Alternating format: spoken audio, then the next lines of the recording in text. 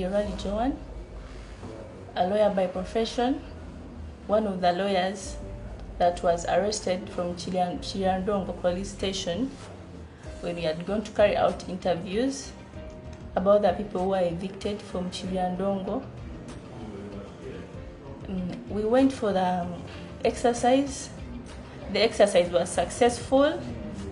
We interviewed people and left the place without being arrested. Not until on a Tuesday, we went to Busana village.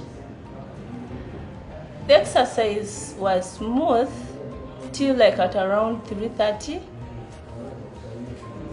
until when two trucks of policemen from Chiriandongo police station came and disrupted us and told us we were needed at Chiriandongo police station.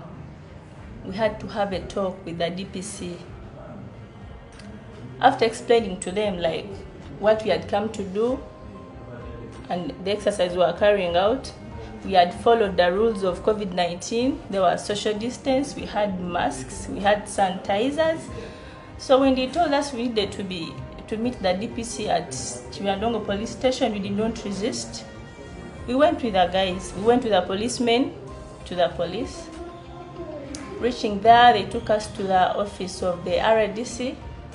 We sat in the boardroom. He was not there.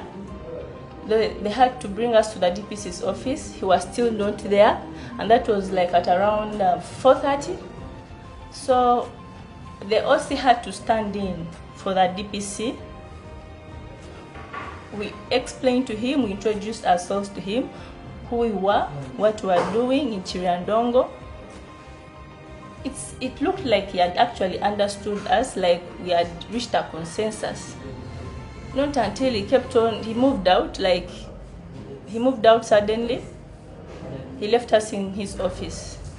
Then suddenly, a certain lady, the CID, she's called Beatrice, I'm not sure of the other name.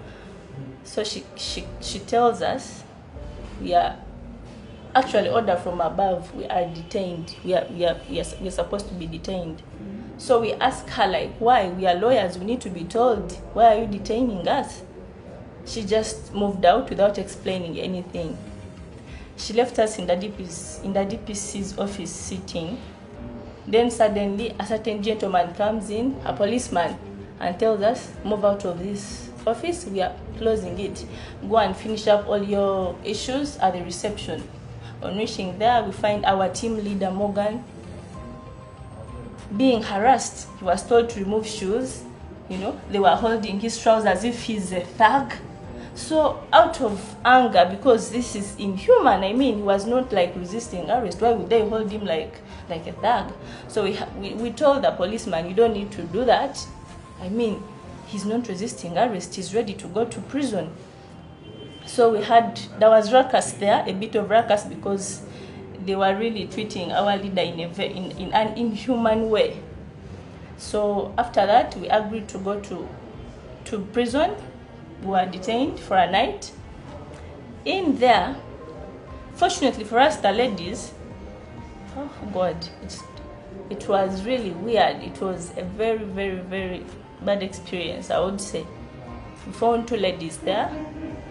The only problem is we couldn't talk to them because there was language barrier. We kept on using signs. So the place was nasty. The room was too nasty. We found two beds, but they were so dirty. They were smelling urine, so tiny. The bathroom was extremely dirty to the extent that we refused to go there because we were not having shoes. It was hot. We were bitten by mosquitoes. It was a very, very bad experience. Very bad experience. In there is hell, to the extent that I wouldn't wish anybody. In fact, I wouldn't wish anybody to go in there, because what is there, you can't wish it for anybody. Like, it wouldn't happen to anybody in life. It is hell in there, hell on planet Earth. So yeah, though there was language barrier, we kept on trying talking, like communicating to the two ladies who are there and trying to tell them how is life in here. We try to ask them about, do they eat food? Like, then they told us they have 1 meal a day. 1 meal a day, a human being, 1 meal a day, and that's around 9 in the morning, and then someone goes to sleep. From 9 you've not eaten anything. That was really unfair. I think it is uncouth, you know, because they need to eat. They need to eat, they need to live. However much they're in prison, it's not the end of life, because at the end of it, after serving their sentence, they will have to go free. So if you give them 1 day a meal, 1 meal a day, it's like they can even die from in there. I mean, ever since I was detained, it gave me courage, like courage to fight for people's rights. Because there are people who are going through that suffering when actually they are innocent, and they are not meant to be there. They are really going through a lot.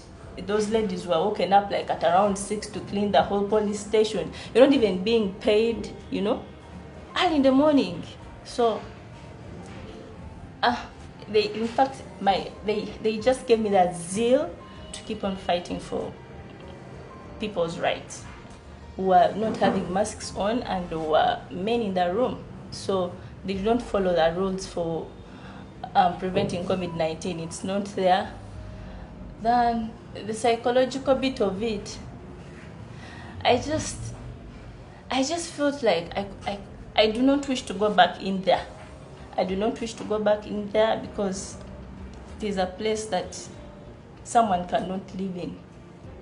And from that day I learned that freedom is something important to someone's life. They just made me love my profession more and more. And at first I didn't overthink about this human rights lawyer thing, but I think for now it's what I'm going to concentrate on. I want to be a human rights lawyer. I want to fight for people's rights.